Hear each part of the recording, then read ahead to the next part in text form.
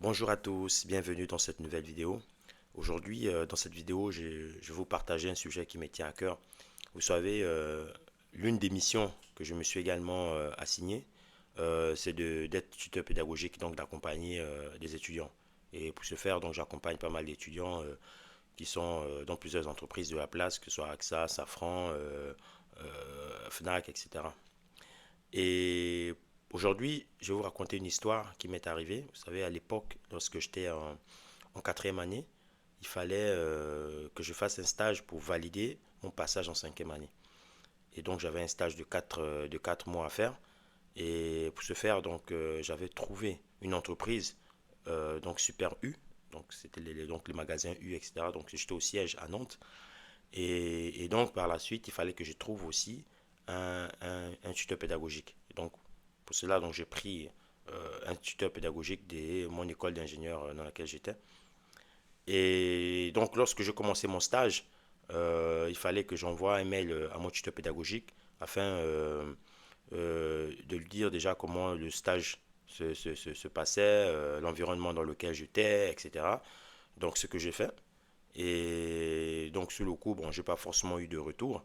Mais c'était pas assez grave que ça. Le plus important pour moi, c'est que bon, j'avais donc mon maître de stage qui était là, j'avais également mes collègues avec qui je pouvais échanger. Et donc, j'avançais dans mon stage, vu que l'objectif du stage, c'était de pouvoir développer une application mobile, non web, c'est ça, une application web en Java, J2E. Et donc, j'avançais dans le développement de l'application, etc. Donc, un mois plus tard, j'ai encore également envoyé le mail à mon tuteur pédagogique afin voilà, de mentionner ou de pouvoir détailler ce que j'avais déjà fait durant les un mois en entreprise. Pareil, je n'ai pas eu de réponse. Donc je me suis dit, bon, soit il est sûrement en vacances ou ce genre de choses. Et mais comme je disais, donc ça m'a pas, sur le coup, ça m'a pas forcément déstabilisé, mais j'étais pas forcément aussi, je commençais un peu à avoir des doutes sur mon choix du tuteur parce que je me disais, ben, je sais pas trop ce qui se passe, pourquoi quand j'envoie des mails, il ne me répond pas, etc.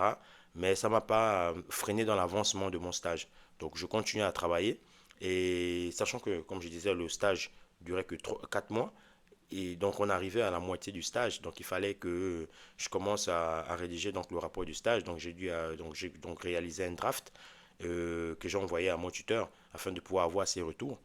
Et pareil, donc, j'ai pas eu de retour. Donc, j'étais obligé d'échanger avec des collègues, présenter cela aux collègues, etc. Et donc, ils ont vu, ils m'ont aidé à corriger. Et je crois que c'est vers la fin du stage que là, il m'a répondu en me disant oui, etc. Il faut qu'on échange sur le stage en espérant que ça se passe bien, etc. etc. Et donc, c'était les seuls retours que j'ai eu de lui. Et chemin faisant, et là, on arrivait pratiquement à la fin du stage. Donc, il fallait que je finalise mon stage. Donc, premièrement, finaliser mon stage. Deuxièmement, finaliser mon rapport du stage. Et aussi que je prépare donc les présentations, la présentation pour la restitution ou la présentation donc, du stage, de tout ce qui a été fait durant le stage, devant un jury. Et sachant que lui-même aussi faisait partie du jury. Donc, du coup, je lui ai envoyé un mail afin de pouvoir déjà identifier la date qui devait le convenir, lui et puis donc les différents membres du jury, la composition du jury. Donc, mon maître de stage aussi en faisait partie. Donc, là, il m'a répondu. Donc, ils m'ont donné une date qui convenait à tout le monde. Donc, j'ai eu à préparer donc, ma présentation.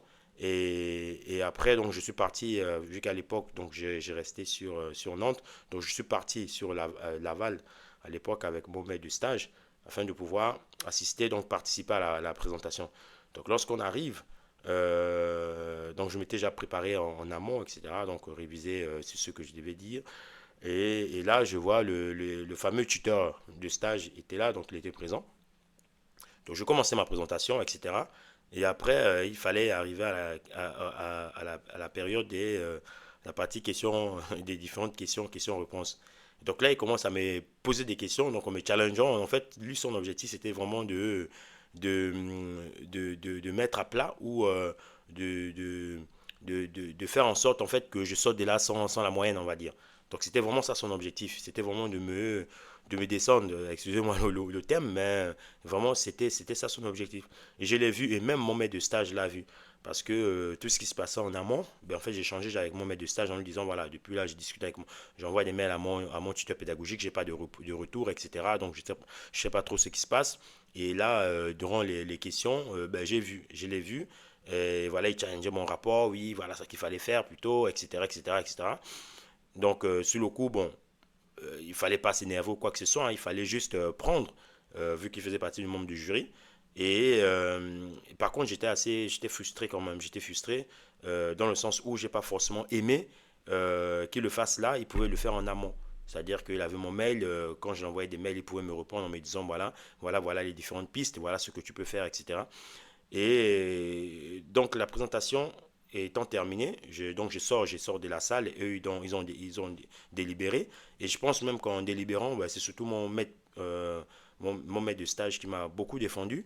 Et au sorti de là, je n'étais pas sorti forcément avec une note satisfaisante, alors que ben, j'ai réussi mon stage parce que dans le sens où quand je suis parti de l'entreprise, ben, j'ai livré une application qui fonctionnait, une application qui était utilisée, que les utilisateurs ont pu utiliser, dans laquelle il y avait les catalogues produits, etc. En plus, de surcroît à l'époque. Donc, je me rappelle pour cette application, la base de données qu'ils utilisaient, c'était du AS400. Du AS400, j'en avais jamais fait. Et il faut savoir que c'est une base de données qui n'est pas, c'est pas comme du SQL. En fait, l'écran est noir-vert.